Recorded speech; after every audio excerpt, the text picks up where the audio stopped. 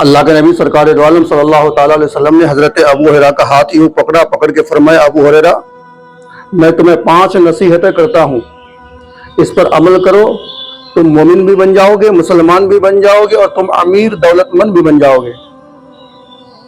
غور طلب بات یہ ہے کہ اللہ کے نبی صلی اللہ تعالیٰ علیہ وسلم یہ حدیث جب بیان کر رہے تھے تو اور دیگر صحابہ بھی موجود تھے۔ یہ حدیث صرف ابو ہریرہ کے لیے نہیں تھی، بلکہ قیامت تک اپنی امت کے لیے حدیث اللہ کے نبی فرما رہے تھے۔ حضرت ابو ہریرہ سے کہا، ابو ہریرہ پہلی نصیحت کہ تم حرام سے بچے رہو، عابد بن جاؤ گے۔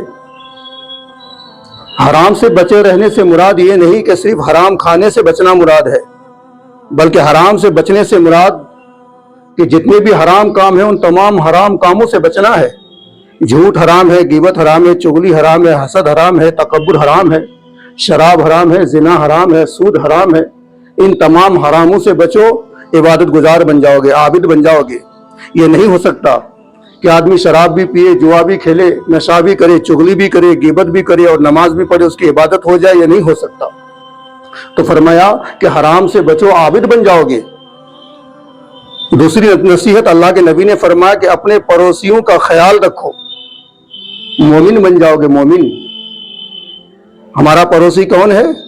ایک گھر کا آگے والا، گھر کا پیچھے والا، گھر کے داہنے والا، گھر کا بائیں والا۔ آج بھائی بھائی میں بات نہیں ہے، بھائی بہن میں بات نہیں ہے، باپ بیٹے میں بات نہیں ہے۔ آج ایک گھر والا دوسرے گھر والے کا دشمن بنا ہوا ہے۔ یہ دشمنی صدیوں تک، سالوں سال تک گزر جاتی ہے لوگوں کی، لیکن خاندانی جھگڑا کبھی ختم نہیں ہوتا۔ اللہ کے نبی نے فرمایا مومن وہی ہے جس کا پڑوسی اس سے خوش ہو۔ پڑوسی خوش نہیں ہے تو ہم مومن نہیں ہو سکتے۔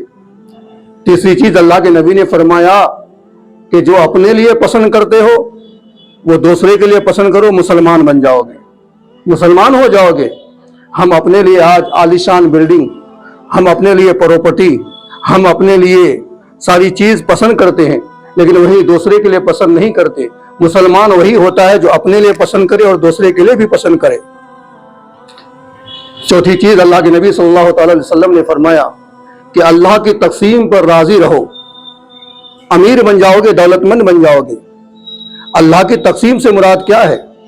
تقسیم سے مراد یہ کہ کوئی آدمی کروڑ پتی ہے، کوئی آدمی لکھ پتی ہے، اور کوئی آدمی بھیک مانگ کے بھی کھاتا ہے۔ تو اللہ تبارک و تعالیٰ نے تمہارے مقدر میں جو لکھ دیا ہے اسی پر راضی رہو، اسی پر خوش رہو، تم سے بڑا امیر کوئی نہیں۔ ایک چیز یاد رکھو کہ ہم کسی کو مثال کبھی کبھی دیا کرتے ہیں کہ دیکھو ہاتھ کی 5 انگلیاں برابر نہیں ہیں۔ بالکل صحیح بات ہے۔ آپ جانتے ہیں کہ ہاتھ کی 5 انگلیاں برابر کیوں نہیں ہوتی؟ وہ اس لیے نہیں ہوتی کہ اگر 5 انگلیاں برابر ہوں تو ہماری مٹھی بن نہیں سکتی ہے۔ آپ کر کے دیکھ لیں، 5 انگلی کو برابر کر کے مٹھی باندھ دیں، آپ مٹھی نہیں بنے گی۔ اللہ تبارک و تعالیٰ نے انگلیوں کو چھوٹی بڑی اس لیے رکھا تاکہ تمہاری مٹھی مضبوط ہو سکے۔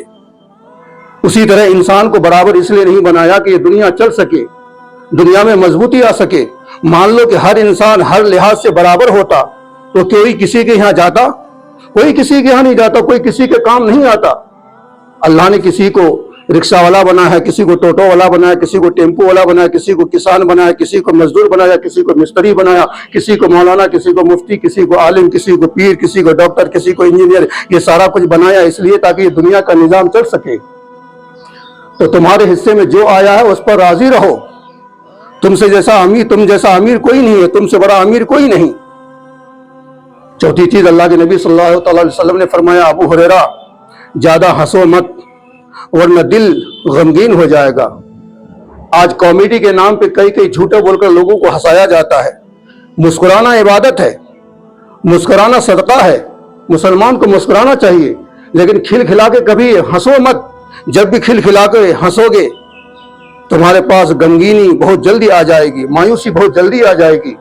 اللہ کے نبی نے ابو ہریرہ سے یہ 5 نصیحتیں کی۔ یہ 5 نصیحتوں کو تمام امت مسلمہ مضبوطی سے تھام لے، مضبوطی سے پکڑ لے، وہ مومن بھی ہوگا، مسلمان بھی ہوگا، عابد بھی ہوگا اور دولت مند بھی ہوگا، اور ہمیشہ خوش رہا کرے گا۔